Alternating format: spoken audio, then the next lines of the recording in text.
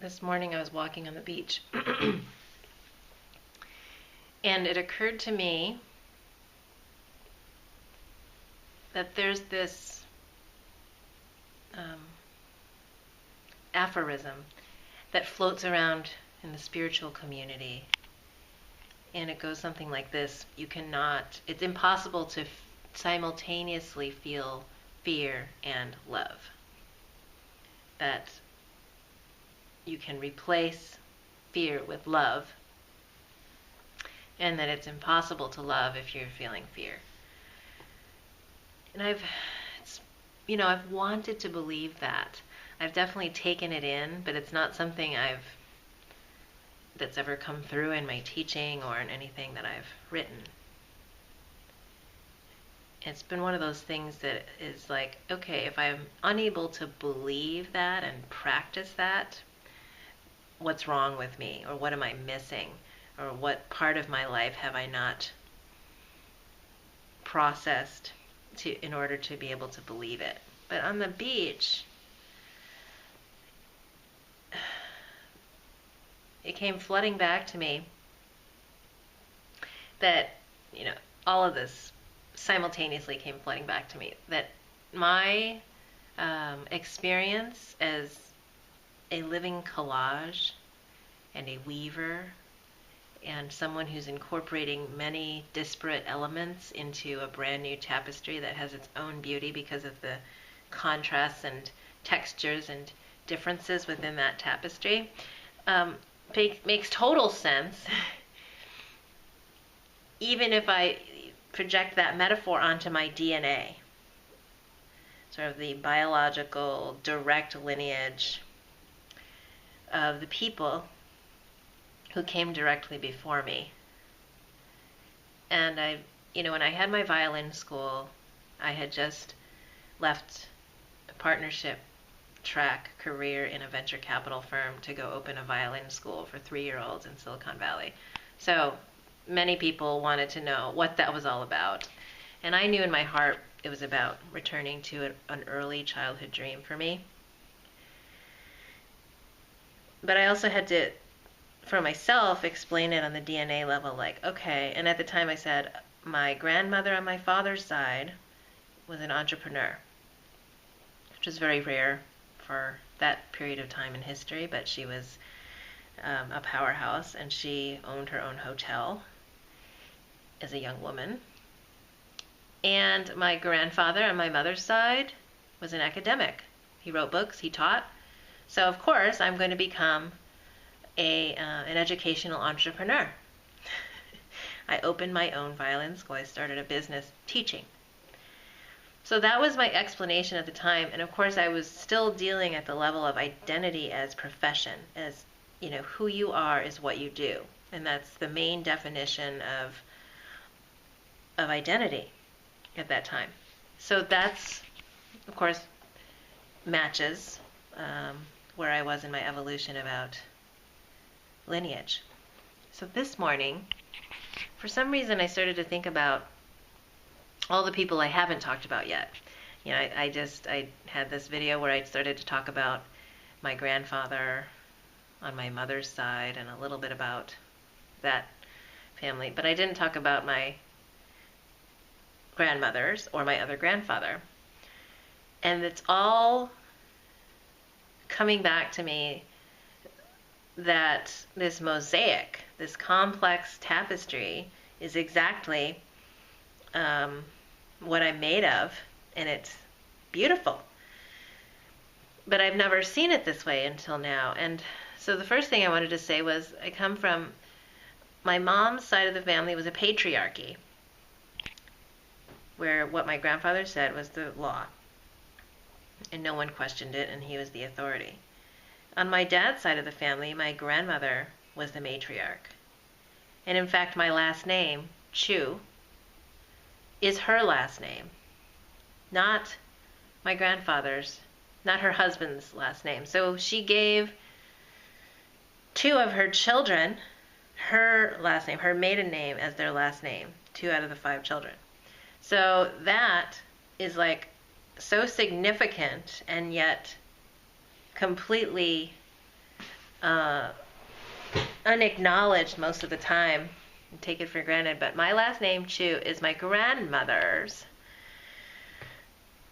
maiden name, which she gave to my father. And my father carries her last name. So that's pretty amazing that there's this very strong matriarch and this very strong patriarch whose kids came together and created me. So these interesting unions. And when I started to think about unions, I then started to think about my grandmother, who was married, so on my mom's side, and she was married to this patriarch, this professor. She came from, and this is a story we always heard, she came from this wealthy merchant's family. Right, he was a rice merchant in China, so she got to do things like take piano lessons. This is back in, the 19th century, or very early 20th century. And she was taking piano lessons. Her brothers were doctors. She, as a woman, went to college, which is also very rare, only reserved for those in the elite who had the resources to do that for a girl. Because we all know that was the lower priority in a family in terms of limited resources. Who gets the rationed education? It's the boys, because the girls can at least get married off. This was the reality at that time. And so she was a history teacher at the girls' high school in Taiwan. I don't know what she was doing before in China, but when they came to Taiwan, she ended up being a teacher. And then what we knew of her when she finally had moved to the United States, she became this very eccentric old lady who was like always a little bit out of touch with reality in our view. She was always like dressed in really bright colors, purples and pinks and magentas and florals. And at that time it was not cool. I mean, at least in my eyes, to have all this brightly colored stuff that was sort of mismatched. And she was always smiling and saying how much she loved us and giving us these presents. And to me, it was like she was in outer space. And that, because it was such a contrast to the intensity and stress and basically aggression that was the tone of most of my family life early on. And so then later on, toward the end of her life, she got more and more eccentric, more and more paranoid, and, clung to her belongings more and more. And, they never had their own place. This is a very interesting progression of displacement.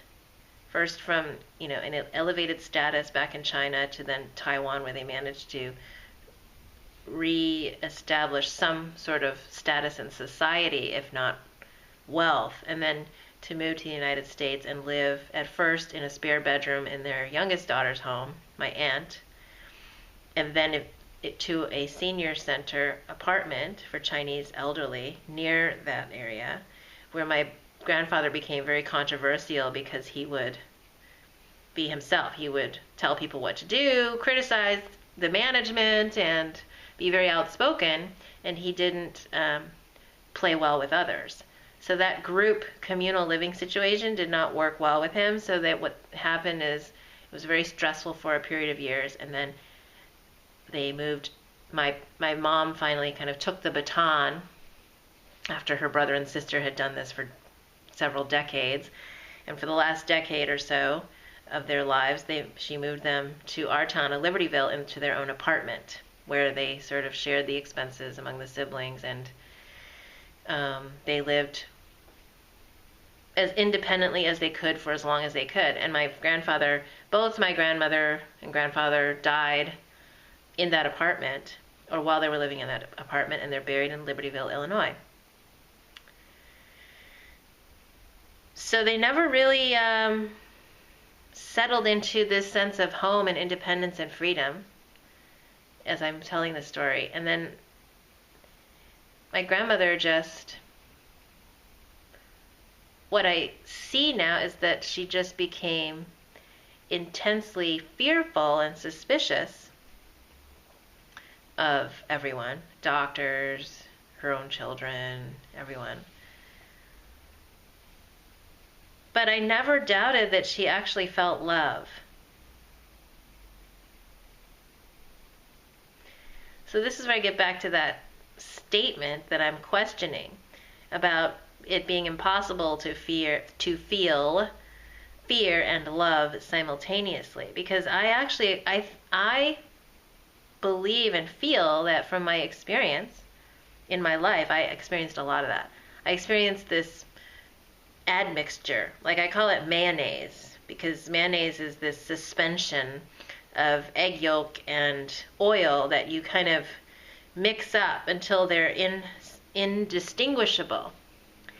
And for me, the emotional content of how I was raised was a mayonnaise of fear and love. And I think that the people around me did feel intense feelings of both fear and love. And these were inseparable to them, because thinking back to the stories of what they clung to and the expressions of love that had to come forth through them in defense of life in the face of survival threats, these two became inseparable, because it was the intense fear of the loss of survival that drove these acts of outrageous love. Fleeing countries, starting from scratch, sacrificing everything, putting it all into the next generation for several generations. So this is what as I step into the reality of my own experience and out of parroting back the aphorisms of theologies that are put into the public media for consumption, and just really say, what did I experience? What was my experience? I see now that it was the combination of fear and love that drove the evolutionary impulse to this moment in time for me to be here right now. Now, what I do with that is, that's where I stand right now in terms of the choice. But the recognition that, yes, it was love and it was fear. And then to be able to distinguish that and to notice, okay, once we got beyond survival, which was my whole life, I was born at a time when my parents already had purchased their second home. Not a vacation home, but they had moved, upgraded from their first small suburban house in Waukegan, Illinois, which had not so great schools and demographics, to what was perceived as the step up for schools in that area, Libertyville, Illinois. Bigger house, 2 stories, cul-de-sac, luxury for that time. So I was born into that. I was born into relative privilege, whereas my brother had experienced, apartment buildings in urban areas, and then gradually moving into this house with a yard, which is a big deal. He could have a bike, and so he experienced that progression and has a totally different drive within him to not have to experience certain hardships. But I was born into privilege, and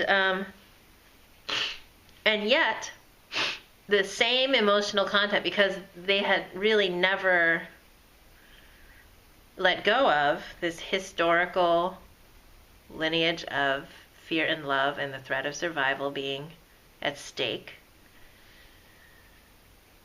The emotional tone was still of survival is constantly at stake. Survival is an issue. Even though it was totally mismatched with this Midwest suburban lifestyle where, come on, let's get real. at that time, this was before Columbine, so there weren't, actual survival things going on in schools in a on a widespread basis. So let's face it, there were very few survival issues in that setting. It was about, what do you want to do? What do you choose to make of your life? But I had no awareness of that. It was just be the best. Put your head down and do the work. Show up. Listen. Just don't rock the boat. Just get through it and make something of yourself. And you'd think that was like, that there was some kind of daily struggle to get by. It wasn't. But the mentality was as if. So this kind of is really interesting because I'm now studying, another layer of manifestation work. So how do you really invite in the experiences that match your highest vibration? And one of the strategies is to act as if, or imagine from the state of already having and enjoying what it is that your heart desires, that whole state of being. And what we were really doing and acting through this childhood experience that I'm talking about, we were acting as if survival was at stake and acting as if everything could be taken away in a moment's notice. And yet, our material world was totally not at that vibration. It was like, we are fine in this 4-bedroom home in Libertyville, Illinois. And there's no war going on. No one's invading the country. Politically, we're stable. There's jobs, there's income coming in, there's corporations paying paychecks and health insurance. People are taking music lessons. I mean, it was like a very beautiful existence that we missed because we were acting as if something else was happening or a threat was looming. And so now I see that the gateway to enjoying what I have, truly experiencing the gifts of ordinary moments in everyday life, the fact that there's food to eat, and there's clean water, and there's plumbing, and there's electricity, and there's heat, there's snow shovels, there's cars, there's trees, there's neighbors. These simple things were never part of the experience in that entire period of time because we were acting as if there was an imminent disaster at all times. We didn't know it. No one knew it because it was just it was the emotional DNA that had been experienced up to that point. The evolution had brought them to that point, but we didn't go beyond it to see the present moment because there was too much fear that if you got too content, you were going to get crushed. That if you actually relaxed into enjoyment, you would not make it. So recognizing that was true at one point in time, very true. That was reality at several moments in my parents' and grandparents' lifetimes. And they had to take action at that particular moment to preserve life or to have the hope of preserving life and having a voice. That's important to recognize that it was true. And it's important to recognize what is actually true and what's possible. Because, and I talked about this in the previous video, about the obligation to outrageous love and the obligation of outrageous love is to continue that chain of evolution and not to stay stuck in that moment that was real but not happening now unless you make it your now. You can really blind yourself to everything that's actually happening by staying in some previous experience of now. Yes, a previous experience of now. So I wanted to go back to this mayonnaise of fear and love. And the other mayonnaise, mayonnaise I love, it's like this combination, because unions are what create us. Right? The sacred combination of two cells, sperm and egg, that are driven towards each other and then are driven to divide and divide and divide and become these beautiful beings that we are. Hello, that's amazing. And then if you look at the combination of individuals from whom those cells came, that union is a union of these lineages that each of them carry in their DNA. And it's just like these one little tiny unit from each of those complex individuals comes together to form another whole individual. Wow.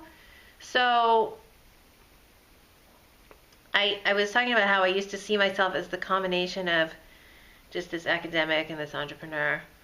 And I have to now include that, there was this eccentric old lady who wore bright colors and became paranoid late in life and hoarded things.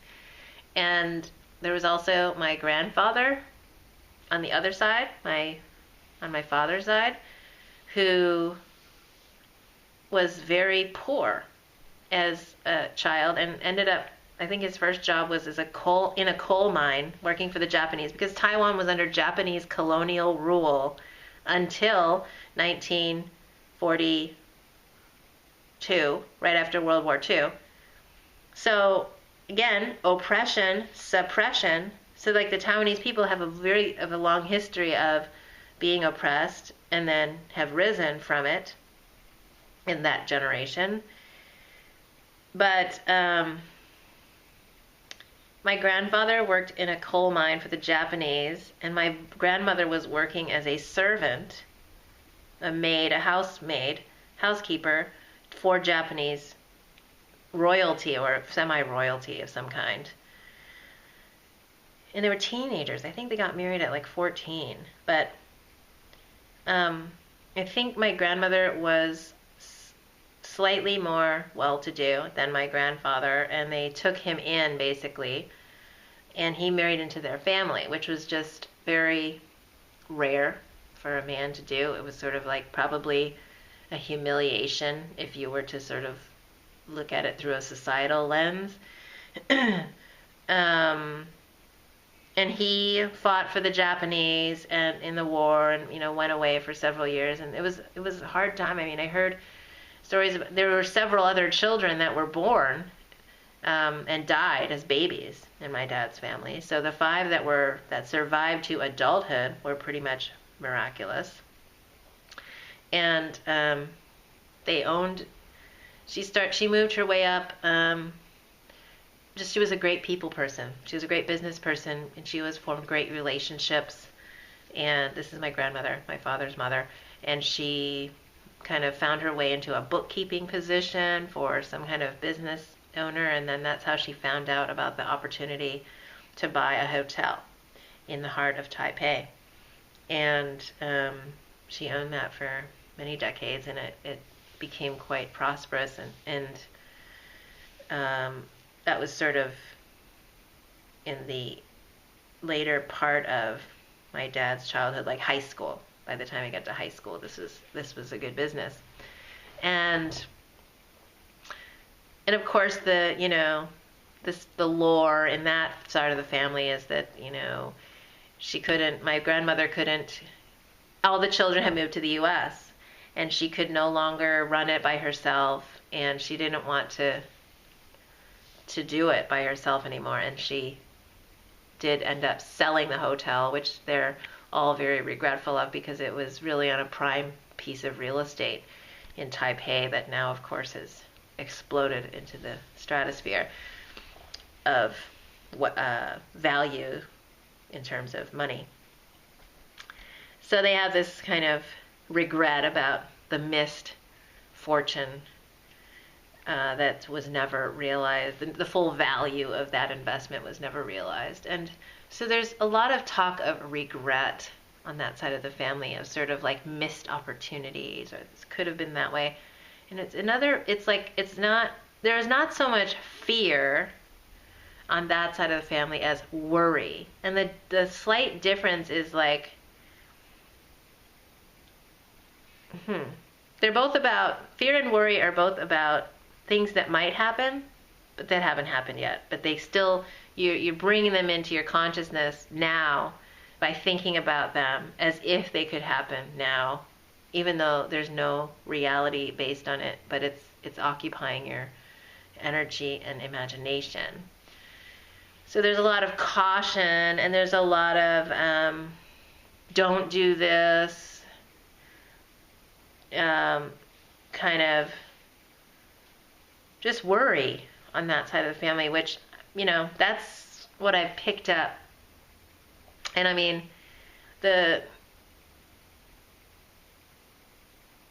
only interactions, the main interactions or images I have of my grandmother are of her rituals around Buddhist practice. So she was very devoted to her rituals around prayer and Buddhist practice. Chinese, I don't actually know exactly what branch of Buddhism she practices, but it involved vegetarianism, and it involves offerings of food on certain days of the lunar calendar. It involved her daily kind of prayer, physical practice of prayer in front of an altar in her home. And then she would go to the temple when she was in Taiwan. She would come to the United States every year for when her grandchildren were young, and sort of make the rounds and visit 6 months out of every year. And she did that every year until she was about 92. And she's still alive. And, through all of my aunts and my dad and mom, I hear that she's trying to get me to visit her. And I was there in 2007. And it was like, I was there for my friend's wedding. I'm an adult at this point. In 2007, I was 27 or 29. Anyway, wait, I was 30 years old. 30-something years old, 32. And so I'm an adult, just put it that way. And I'm visiting Taipei, and they want me to stay in her apartment, which is fine. But it's like, I don't go internationally that often, and I actually want to explore the city, or just go, on my own to places. But it was like totally incomprehensible for them to let me go alone around the city, because it was so scary. It's dangerous. You'll get kidnapped. You're a pretty young woman. There's bad people. Don't talk to anyone. Not that I could, because I can't speak Chinese. But so there's all these warnings. Okay, that's love, right? That's their expression of love. But what is it? It's really fear. And so in protection of something, they're this thing that they want to just lock away and say, don't go anywhere. So the night of the wedding, it's like, yeah, I'm going to the wedding. I'm going to stay at the wedding, okay, and the reception. I'm going to go. It's at this hotel across town somewhere. Weddings go late into the night. I left relatively early while the party was still going on. It was like 10:30 or 11. Someone helped me get a taxi and made sure, and rode with me, actually, a girl that I'd met at my table. And she was like just wanting to make sure that I got to the right place, because they could have taken me anywhere. And so she was helping me. It wasn't out of fear. It was just like, hey, I'll do this because I live here. And I get home, and like everyone is is going crazy. They're freaking out. My grandmother's like so upset. She's like telling my dad in Taiwanese to tell me, like, how could I do that? How could I stay out late? It's so dangerous. Like, she couldn't sleep because I did this. And it's like, it was this huge issue. And it's like, I don't understand why they don't. I mean, so now when I'm like, no, I'm not that crazy about going right now because,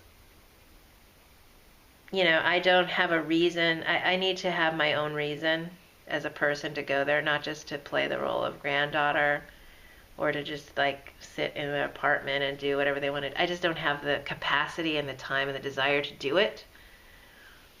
And it's like, with that experience, I don't understand why that's so hard to understand. And it's like, it's not that pleasant of an experience to go and experience all this drama around just wanting to do what I want to do. And basically, the last time I saw my grandmother, it was about, she just pulled me aside. I mean, there was another whole drama. My family's full of dramas. But she pulled me aside and said, like, in this really, it was very sincere, and from the bottom of her heart, she was like, please, she said this in Mandarin Chinese. She's like, please just find someone to get married to. It's time. Just find someone and do it. Okay? And it was like, it was amazing that, I guess, there's on that side of the family, so this is the other aspect that I'm observing. On my dad's side of the family, there's a very strong sense of family and lineage and genetic, like, evolution is being directly through the production of offspring. Procreation is a very highly valued activity. And it's like a big thing for my dad. And so there's this whole undercurrent of mild disappointment at the size of his family, like all the time. Like he just wants more kids running around all the time. That's like his memory of joy in life. And so in his opinion, none of the people in his family have had enough kids, that we should be populating the earth much more prolifically.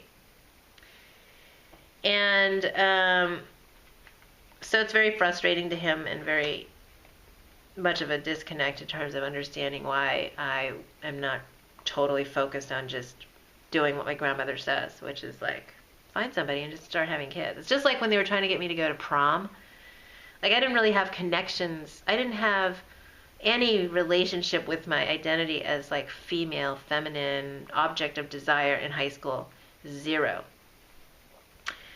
And I didn't want to have interest in boys and any of the social scene that was going on in high school, but they were like worried, again, that I would, that I needed friends. Like, it was so ironic. It's like, okay, you need to be the best at all the academics, you need to do competitive level music, and then, like, once that's all done, why don't you have more friends? Because I spend, 4 hours a day, every day practicing and doing and studying, plus all the academic clubs. So when would I ever go hang out at the mall with people or go to never happened. Zero, ever. So then when prom came around, they're like, why don't you just get somebody to go? Just ask somebody, ask anybody. So it's the same thing. Just marry somebody. Just find somebody. Just open yourself and just do it. As if, okay, I'm just going to snap my fingers and do that. Yeah, no, they didn't know me. I did force myself to go to one turnabout because it was the girls ask the boys thing, dance, and that was a big nightmare. And it was like, Yeah. It's a whole other story.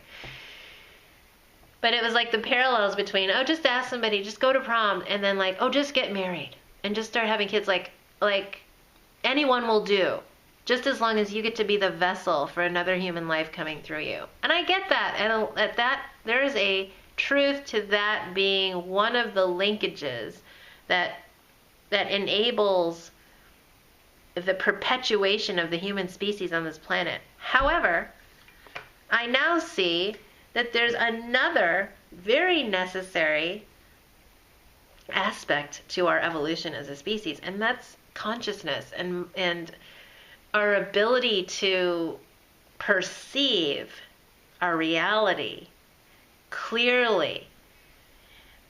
And that's who I am. That's what I'm here to do. That's my interest, and that's my skill, and that's my curiosity, and that's what's been given to me as opportunities in my life. And that's my contribution to humanity. And everyone has a contribution to make to humanity if we wake up to it. I mean, there's plenty of people having kids who aren't seeing their kids as a contribution to humanity. They're just like something that happened to them or some burden to bear. And so it's like you cannot necessarily say that any particular act is, generally speaking, applicable to everyone. It's not. This is about coming back to the uniqueness of your contribution. And the uniqueness of your contribution comes from connecting with your own source of outrageous love and your outrageous pain and everything that you've lived through and know. And often we're so far away from that because we push it away. It's like, as I begin to talk about these things, it comes closer into my awareness of exactly what's already here, what I already have to work with, that I don't have to keep reaching so far out to contact what it is that I have to offer.